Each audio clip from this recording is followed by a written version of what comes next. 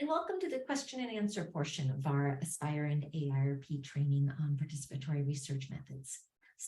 A question I often get is, how can I decide which participatory research approach to use? If you're asking that question, you probably know there are many different types of approaches. And it's kind of important to know the differences. Just having an advisory board may not be enough, yet not everything is or should be community-based participatory research, or CPPR. Some differences in names do have to do with disciplines. For example, participatory action research is a term used more often in social sciences, while CBPR is more often used in health sciences. And sometimes the differences have to do with locations. For example, the term co-production is used more often in the UK or Australia. But there are also important practical differences to consider. So before we get to the differences, let's talk about what they have in common. So in each of them, representatives from the population being studied are part of the research team. No, getting input, even if it's qualitative input from study participants, does not in and of itself count as being participatory. And at the same time, scientists may or may not be from the population being studied. Insider researchers are wonderful. And it's really important to increase diversity, be it racial and ethnic diversity, gender diversity, neurodiversity in the academic workforce. However, just having an insider researcher on a project doesn't make it participatory. Also, just as a reminder, these are all approaches to research. They can be used with any methods. What methods you're using for your actual research study doesn't necessarily affect your choice of which participatory approach to choose. And again, as a reminder, the goal of all of these is to increase impact of the research, both directly, for example, by making sure we're asking the right questions and we're getting the information out, but also indirectly by increasing rigor, by including people on the team and making sure we're doing the research in the best way possible. So when you're choosing an approach, there's quite a few things to think about. How much are you willing or hoping to share power? Do you want to collaborate throughout the project? Or are you only looking for a one-time or infrequent input?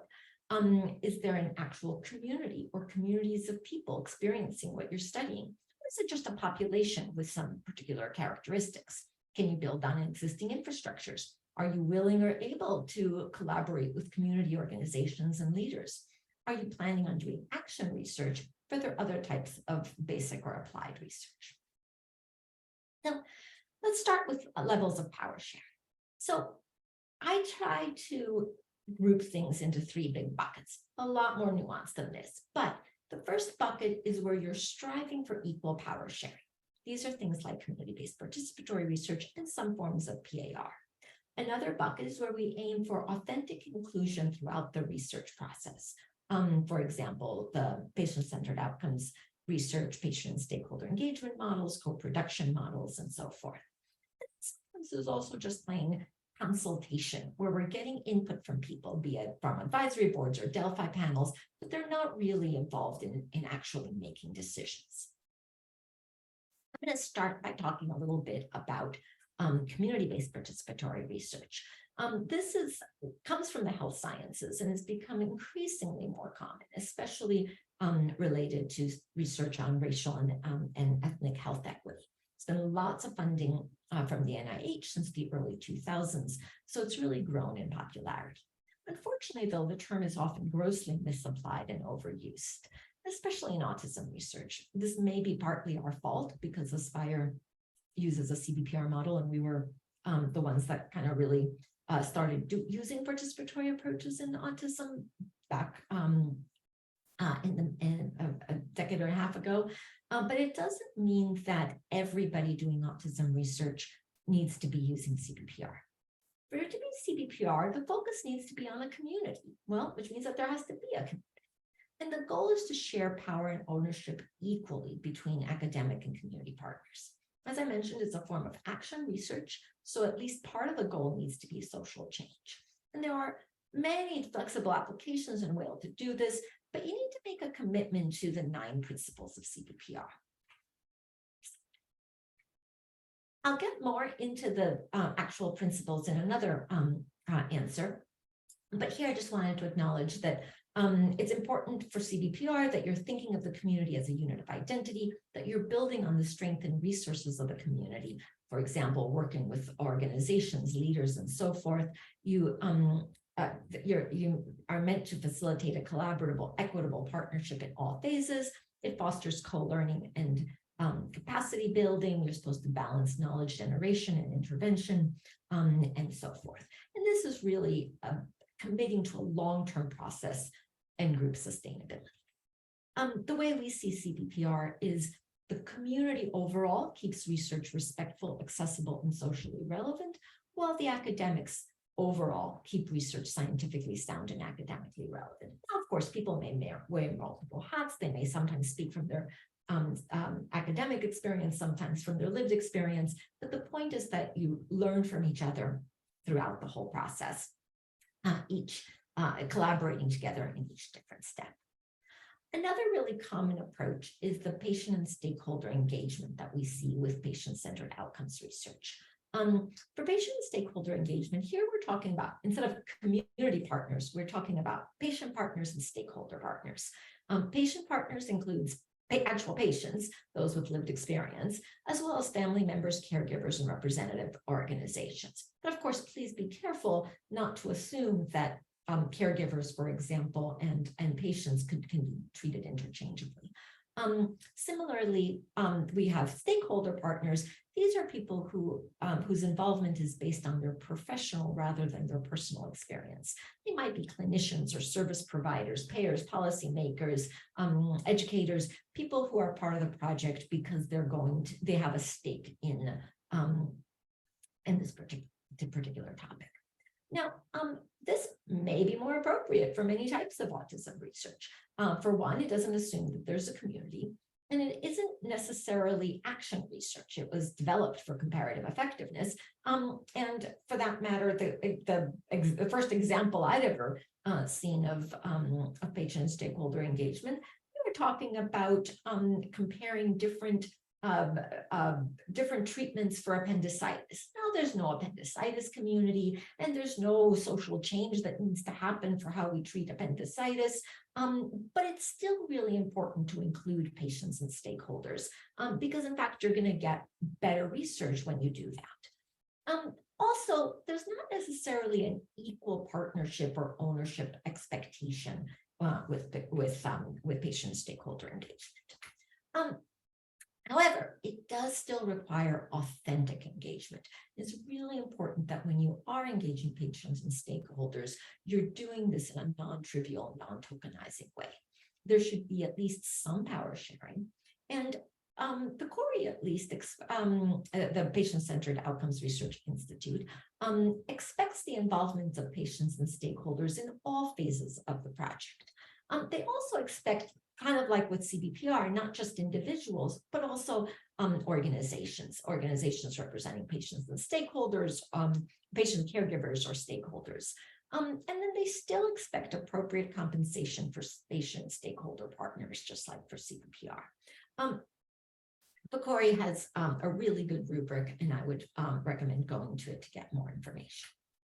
So let's then talk about consultative models. These are extremely, extremely common. We often will hear people talk about advisory boards or Delphi panels. They may just have an individual, autistic person, individual member of a particular community as part of the team. Here, there's often less expectation for shared decision-making or ownership. And just as a little historical aside, note that now the term community advisory board tends to imply that members are only giving advice. That wasn't always the case. I think historically, many of us often use that. But now, at least, we tend to use that term when people are not making shared decisions, but mostly providing advice. Now, again, the advice could be throughout the project, or it might just be at particular times. And it may or may not involve collaborations with community organizations or leaders or people who might have a bit more power. Use consultative models with great caution.